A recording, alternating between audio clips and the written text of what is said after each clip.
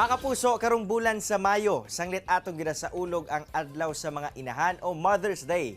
Sabay tang makakuha og inspirasyon ug pagtulunan sa storya sa kinabuhi sa usa ka inatay o inana, tatay pa gikan dinhi sa Cagayan de Oro City.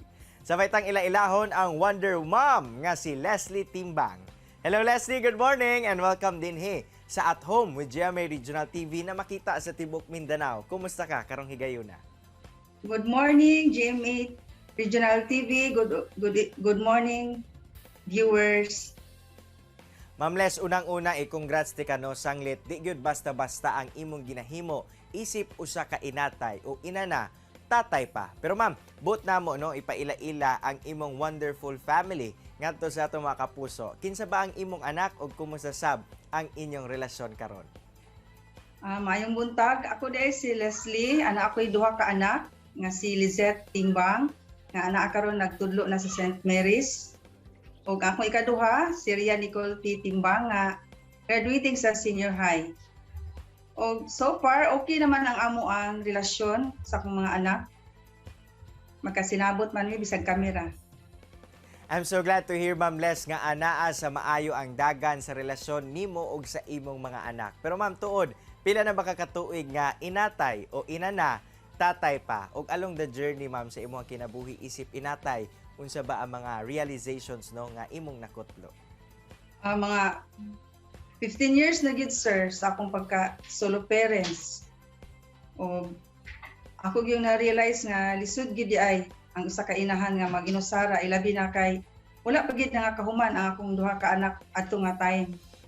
Karon isa na lang gid ang ako ang paningkamutan nga unta makahuman jud para sila gyud duha sir ang magalampos.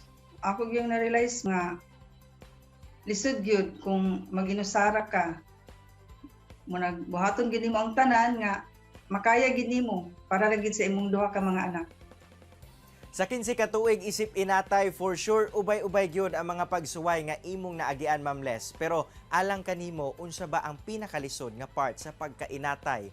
Aduna ba'y mga higayon nga halos mo give up na ka tungod sa mga challenges? Sir, kung sa problema na gid ang hisgutan sir, grabe nga kaagi sir. Usahay maghilak ko sa tago.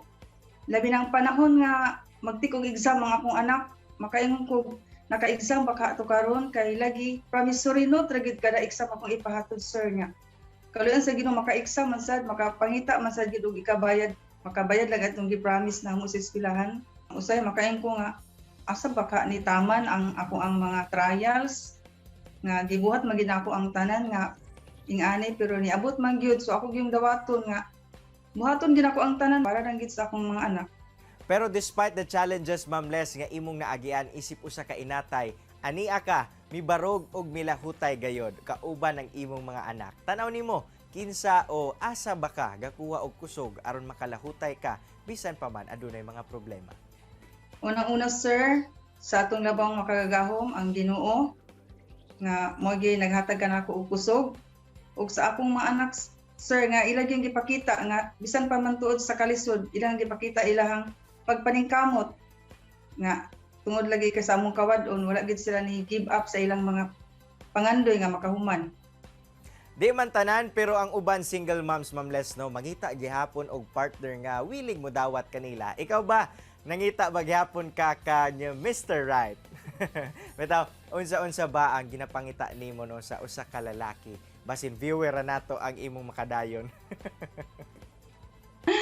Speaking of partner sir, murag wala na gid sa akong vocabulary. Ang ako ra gid karon nga makahuman na gid ning duha.